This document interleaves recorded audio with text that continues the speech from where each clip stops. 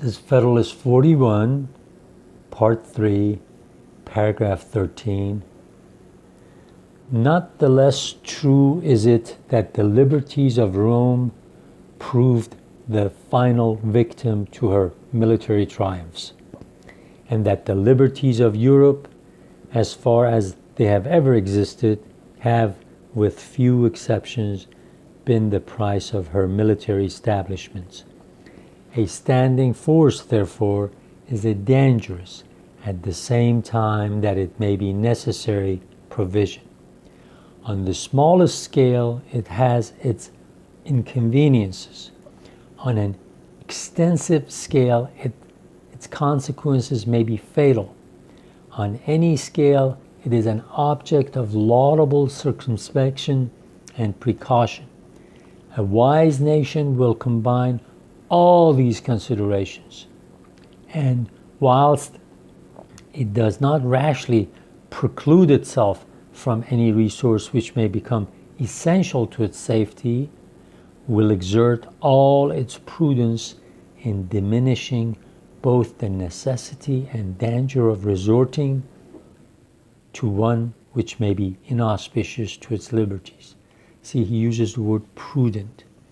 It means wise decision making. He himself says it here that we know a standing army, just like it made Rome from a republic, a free liberty-loving republic, into an empire because of its military. And the same thing has happened to Europe. The free countries of Europe now have become autocracies of one sort or another, monarchies. There's no freedom. He says, we know if your standing force, if your standing army is too large, it is easy for some tyrant, for some demagogue to come and take over it and brutally run the country. But he says the reverse is also true. If you don't have a good sized standing army, you will be preyed upon by stronger powers. So you have to find the happy medium, and that's why he uses the word prudent. The next paragraph, the clearest marks of this prudence are stamped on the proposed Constitution. This Constitution that has come out of Philadelphia Convention is one of the most prudent ones. The Union itself, which it cements and secures, destroys every pretext for a military establishment which could be dangerous. America united, with a handful of troops or without a single soldier, exhibits a more forbidding posture to foreign ambition than America disunited, with 100,000 veterans ready for combat. It was remarked on a former occasion that the want of this pretext had saved the liberties of one nation in Europe, being rendered by her insular situation and her maritime resources impregnable to the armies of her neighbors. The rulers of Great Britain have never been able, by real or artificial dangers, to cheat the public into an extensive peace establishment. See, here he repeats what Hamilton was saying. He says, our situation geographically is just like Britain, except we even have a vast ocean separating us from the continent. Britain is separated, it's an island nation, but that distance is not much.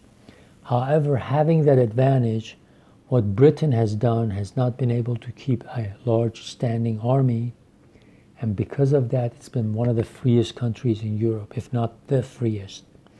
So he says, if we stay united, and only because we are united have a small yet trained standing army, that small army would be good enough for a long time to come.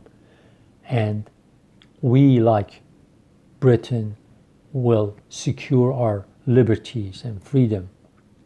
But if we stay disunited, then, as we have talked about it before, we'll stay weak and European powers can take advantage of us. Can take advantage of our division, can take advantage of our weaknesses, and make our lives miserable, steal our resources, and that's not good.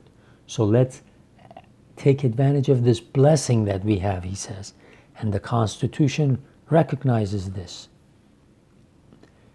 The distance of the United States from the powerful nations of the world gives them the same happy security. A dangerous establishment can never be necessary or plausible so long as they continue a united people. But let it never for a moment be forgotten that they are indebted for this advantage to their union alone. The moment of its dissolution will be the date of a new order of things. The fears of the weaker or the ambition of the stronger states or confederacies will set the same example in the new as Charles VII did in the old world. He says if we stay disunited, whether we stay 13 countries or 3 or 4 confederacies, we'll have the same situation that Europe did. One stronger confederacy will do what Charles VII of France did.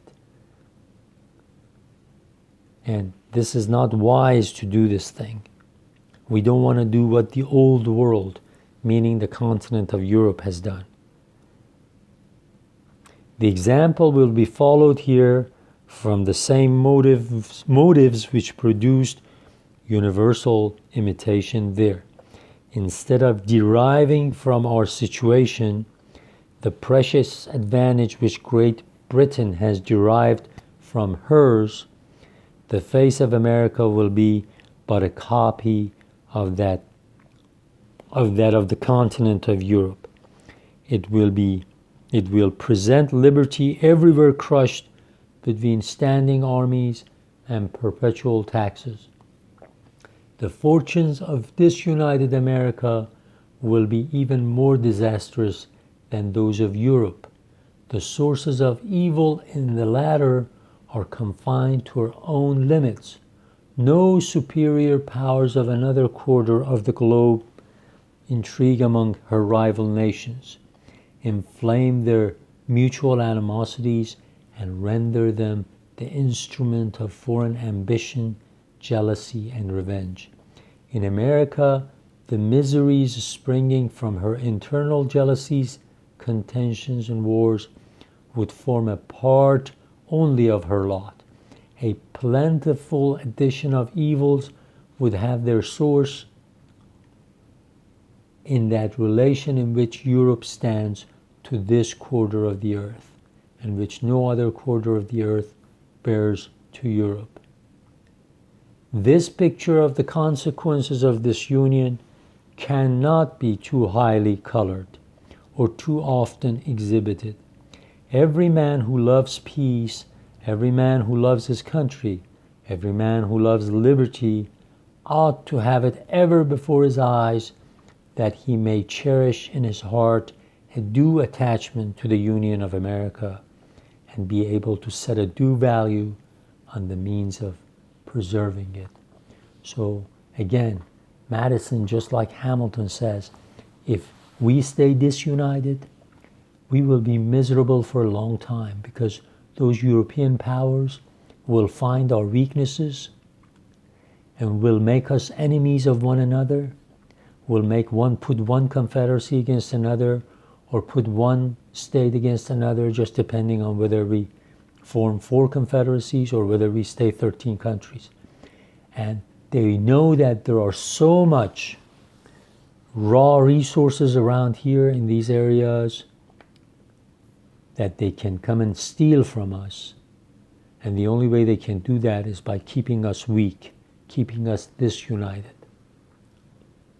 So he again brings it to the attentions of the readers that the best thing for Americans to do is to unite, and this Constitution has wisely looked at all the options, has not only, as he says in one place, this is not a theoretical work, it's a constitution that was devised by lots of wise men from different parts of this country,